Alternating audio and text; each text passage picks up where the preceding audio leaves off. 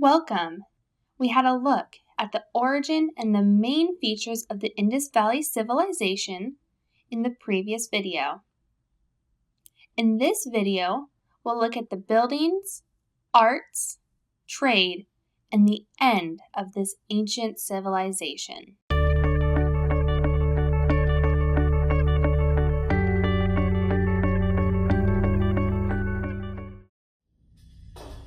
Whether it was the construction of buildings or the making of art, the Indus Valley people showcased great skill. You would remember the city of Mohenjo-Daro from the previous video. Archaeologists have unearthed a huge hall in its citadel. It had high pillars, and its area is 24.5 meters square. It was perhaps used to carry out business of the state. Just what kind of issues would city officials have discussed in the hall? Maybe one of the things they discussed could have been about meeting the food needs of the people. Because Mohenjo-Daro had a huge building called the Great Granary, a building that is approximately 45 meters long and 15 meters wide to store grains. Sadly, we don't know how tall it was, but we do know it's almost 7,500 square feet in area. The area of the average two-bedroom house in India is about 1,000 square feet. That's more than 7 houses full of grains. Harappa lies northeast of Mohenjo-Daro. Granaries have been discovered there as well. Unlike Mohenjo-Daro, Harappa had 12 granaries. They were built in 2 rows with 6 granaries on each side.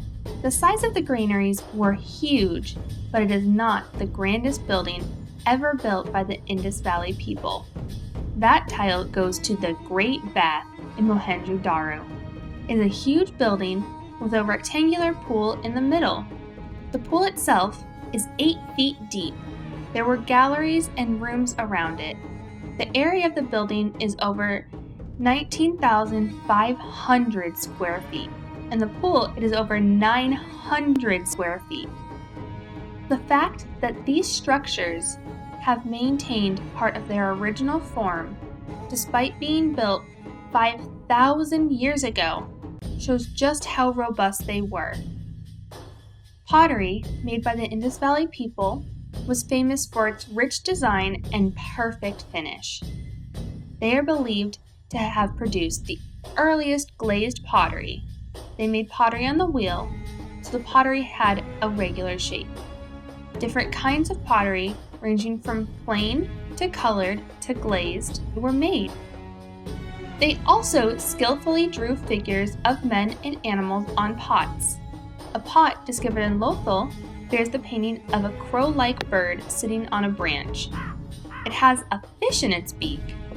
Down below it is a fox-like animal, looking up at the crow and the fish. The people's artistic ability was not limited to painting pottery. They also made other works of art such as sculptures. A fine example is the bronze statue of a dancing girl discovered at Mohenjo-Daro. The figure rests its right hand on its hip and its left hand on its left thigh. The statue is only 11 centimeters tall, but the fact it was made from metal shows that the sculptor was very skilled. They made sculptures from other materials as well, such as steatite. A notable specimen of steatite sculpture is the bust of a bearded man. It is 17.5 centimeters tall. That's about as tall as a pencil. Steatite was also used to make seals. Most of the Indus Valley seals were carved from steatite. The seals were square and contained the engravings of animals like tiger, rhinoceros, elephant, deer, and bull. The seals also had the Indus Valley script on them.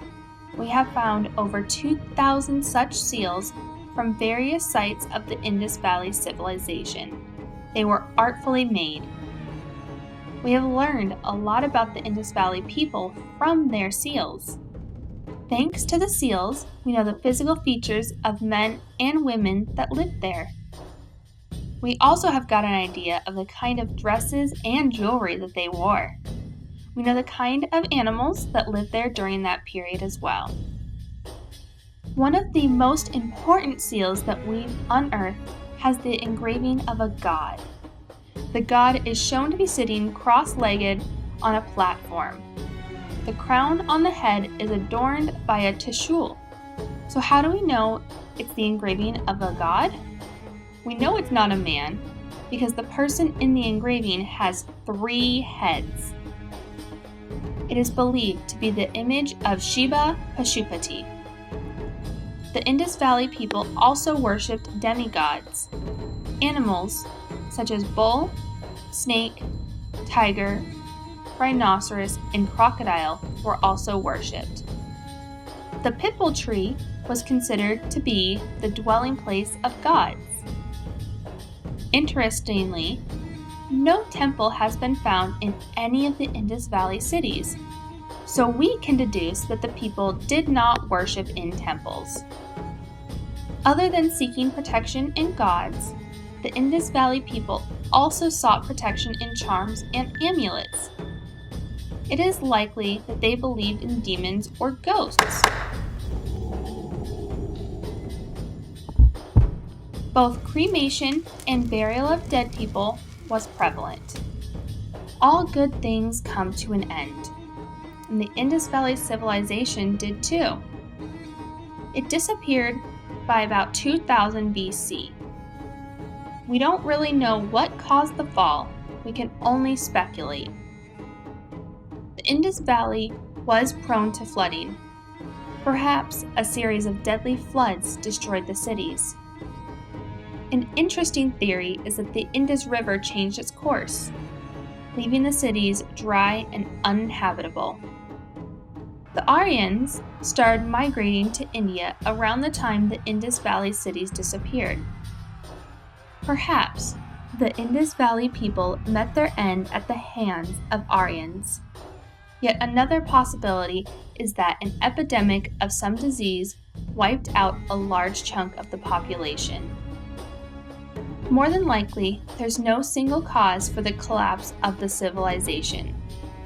For a civilization as extensive as that, it's possible that many different factors caused the end. It's sad that the civilization did not continue longer.